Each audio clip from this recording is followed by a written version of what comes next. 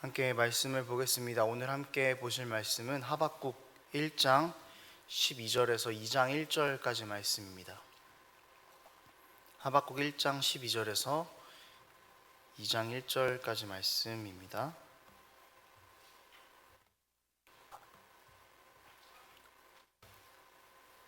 교독하도록 하겠습니다. 선지자가 이르되 여호와 나의 하나님 나의 거룩한 이시여 주께서는 만세 전부터 계시지 아니하시니까 우리가 사망에 이르지 아니하리이다. 여호와여 주께서 심판하기 위하여 그들을 두셨나이다. 반석이시여 주께서 경계하기 위하여 그들을 세우셨나이다.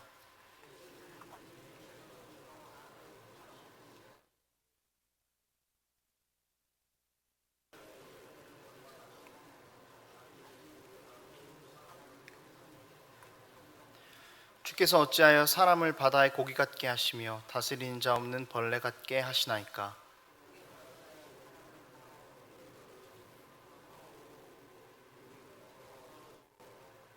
그물에 제사하며 투망 앞에 분향하오니 이는 그것을 힘입어 소득이 풍부하고 먹을 것이 풍성하게 됨이니이다.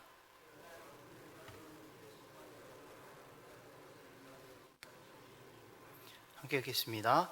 내가 내 파수하는 곳에 서며 성루에 서리라. 그가 내게 무엇이라 말씀하실는지 기다리고 바라보며 나의 질문에 대하여 어떻게 대답하실는지 보리라 하였더니, 어제 상황과 마찬가지로 상당히 이해할 수 없는 상황에 직면했습니다. 이스라엘이 하나님의 말씀대로 행하지 않았습니다. 이스라엘 안에는 폭력이 가득했고 율법을 지키지 않았습니다. 정의도 실현되지 않았고 하나님께서 전혀 원하시지 않은 방향으로 그렇게 이스라엘이 흘러가고 있었습니다. 완전 이스라엘이 엉망이 되어버린 것이죠. 그래서 어저께 본문에서는 하박국은 하나님께 한 번 더 묻습니다. 하나님, 왜 이스라엘의 죄에 침묵하십니까? 이런 하박국의 질문에 하나님께서는 답을 하십니다. 내가 이스라엘을 심판할 건데 바벨론이라는 나라를 통해서 심판할 것이다 라고 말씀하십니다. 이제 어제 하나님의 답변을 들은 상황, 바로 이 상황이 오늘 하박국이 한 번 더 직면한 상황입니다. 하나님의 침묵이 해결되었습니다. 그런데 이번에는 이스라엘 백성에게 닥칠 고난의 문제가 한 번 더 대두되었습니다. 하박국은 하나님의 방식이 이해되지 않았습니다. 이스라엘이 대가를 치르고 스스로 회개할 수 있는 방법도 있었고 여전히 하나님을 믿는 소수의 사람이라도 이스라엘 안에는 존재하고 있는데, 하나님을 믿지도 않는 이방 나라를 통해서 하나님의 백성인 이스라엘이 심판을 받아야 한다는 것은 하박국의 입장에서는 매우 이해하기 어려운 상황이었습니다. 이런 이해하기 힘든 상황들이 우리 삶 가운데에도 존재합니다. 어쩌면 하나님의 백성인 우리 삶을 이끌어가는 방식이 우리로서는 이해하기 힘든 상황의 연속이라고 말할 수 있을 만큼 우리에게 이해할 수 없는 상황들은 굉장히 많습니다. 우리는 분명히 하나님을 믿는 백성인데 우리 삶의 고민들과 고통들과 이해할 수 없는 문제들은 삶에서 끊이지 않는다라는 것이죠. 그리고 하나님은 우리 문제에 답을 해주시지 않을 때도 있고, 답을 해주신다고 해도 우리 입장에서는 전혀 이해가 되지 않을 경우들이 너무나 많습니다. 이렇게 이해할 수 없는 상황의 이야기가 담긴 오늘의 본문에서 어떻게 하나님의 은혜를 함께 알아갈 수 있을지 그 은혜를 함께 살펴보는 시간이 되기를 원합니다. 첫째로 하박국의 물음의 방식에서 우리는 어떻게 중심을 잡아야 하는가를 알 수 있습니다. 위기가 느껴지고 어떻게 해야 할지 답은 없는 그런 상황에서 가장 의지할 수 있는 유일한 존재인 하나님이 이상한 답변을 내놓는다라는 것은 우리 입장에서는 정말 답답한 일입니다. 불의한 상황과 이런 답답한 상황 가운데에서 하박국은 하나님한테 손가락질하지 않았습니다. 하나님이 어떻게 이러실 수가 있습니까? 하나님은 우리 하나님이 아닙니다. 이렇게 하나님께 하박국이 대들거나 이야기하지 않았습니다. 그는 하나님을 이해할 수 없지만 여전히 하나님을 나의 하나님이다라고 부르고 있습니다. 받아들이기 힘든 상황 가운데에서 하박국은 하나님과의 관계를 절대로 놓고 있지 않습니다. 여러분, 이것이 신앙입니다. 정말 견디기 너무 힘든 문제 앞에서 하나님이 침묵하시는 가운데에서, 우리에게 전혀 다른 답을 주신 상황 가운데에서 우리가 절망하고 낙담할 수 있습니다. 그러나 우리는 이 가운데에서도 하나님을 절대로 놓아서는 안 된다는 것입니다. 하박국은 문제 앞에서 하나님을 놓지 않았습니다. 지금 이 상황에 놓인 것이 이해가 되지 않았지만 그래도 여전히 하나님은 나의 하나님이십니다. 그렇게 하박국은 고백했습니다. 여러분이 하박국이 고백한 이 하나님에 대한 고백이 오늘 우리의 삶에도 가득하기를 원합니다. 하나님 앞으로 문제를 가지고 갈 수 있다는 것은 우리가 하나님을 신뢰하고 있다는 가장 큰 증거입니다.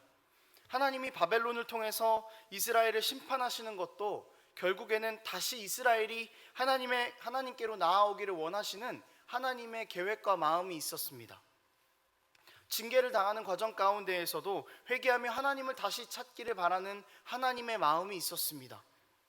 바벨론을 통해서 징계를 당했던 이스라엘은 하나님의 약속에 따라 다시 돌아와서 결국은 다시 회복되었습니다.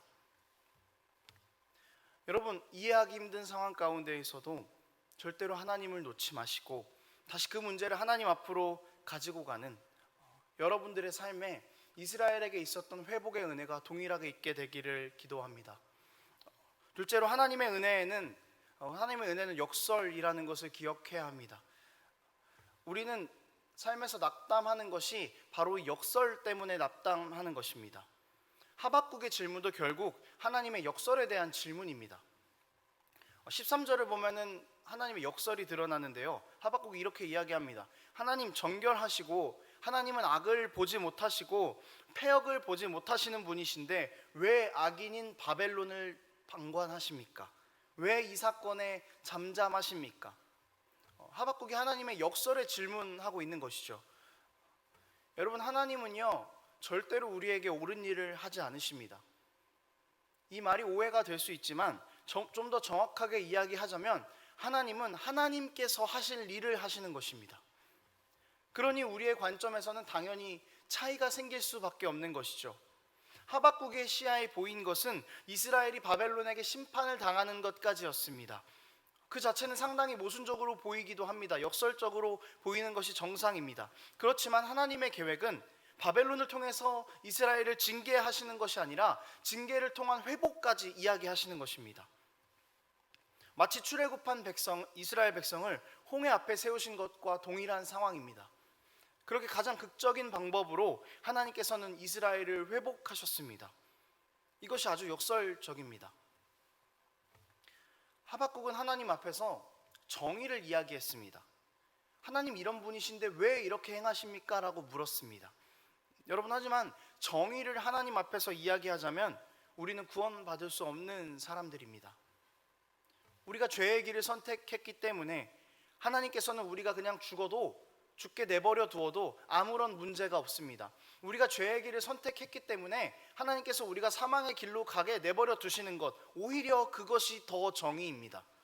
하지만 역설적이게도 그런 죄인들조차 하나님께서는 사랑하셔서 자기 아들을 십자가에서 죽이시면서까지 우리를 사랑하셨습니다. 바벨론을 보내셔서 이스라엘을 심판하신 역설 안에 십자가라는 역설의 은혜가 존재합니다. 여러분, 역설은 불공평이 아닙니다. 우리의 좁은 시야에서는 이것이 불공평한 것처럼 보일 수 있습니다. 하지만 하나님의 넓고 깊은 시야에서 하나님의 역설은 곧 우리에게 은혜로 다가오는 것을 기억하시기를 바랍니다. 말씀을 정리하도록 하겠습니다. 사실 우리 삶의 역설이 하나님이 계시지 않으면 아무런 문제가 되지 않습니다. 하나님이 계시기 때문에 우리 삶의 문제가 우리에게 문제라고 다가오는 것이죠. 하나님이 없었으면, 선하다고 말하는 절대자가 없다면은 그냥 이 일은 오늘도 그렇게 흘러가는구나, 나는 이렇게 살아가는구나 라고 하면 되는데, 선하다고 말하시는 하나님이 계신데도 우리 삶에 문제가 생기기 때문에 역설이 발생하고 우리에게 이해하기 힘든 상황들이 발생한다는 것이죠. 여러분, 늘 어렵고 이해하기 힘든 우리의 삶 가운데에서 하나님이 하신 결정들이 이해되지 않을 때가 있을 것입니다. 그렇지만 낙담하는 마음이 몰려오는 가운데에서도 하나님을 놓지 않는 우리가 되기를 원합니다.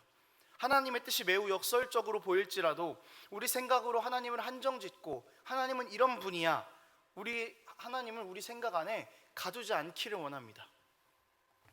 하나님께서 일하시는 방식은 늘 역설적이셨습니다.